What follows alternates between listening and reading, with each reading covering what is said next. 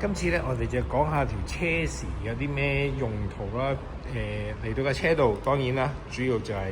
解鎖啦、鎖車啦、開尾門啦，同埋呢一個掣咧，好似有啲咩用途嘅咧？其實咧，我哋平時可以解咗鎖之後，着咗車啦，解咗鎖啦，跟住有朋友可能上車先，咁咪有上車啦。咁唔係，我哋可能就話可以撳住個解鎖掣，跟住咧玻璃門咧就會閂開咗出嚟，咁啊可以唞下氣先，唞下氣都唔夠嘅。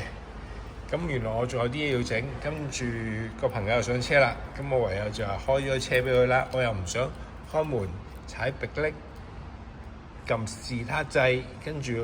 又要落翻嚟，咁可以直頭咧就喺最後呢個掣咧撳住佢，咁佢就會着咗車噶啦。咁調翻轉一樣啦，如果我落咗車同朋友傾緊偈，突然間話喂，不如飲杯嘢先啦，咁我又唔使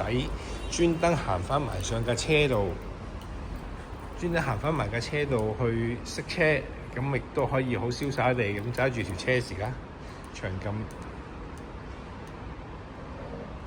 跟住咧佢就會熄咗車噶啦。哎呀，熄咗車，原來唔記得閂窗喎。咁我哋都可以咧撳住個鎖車掣，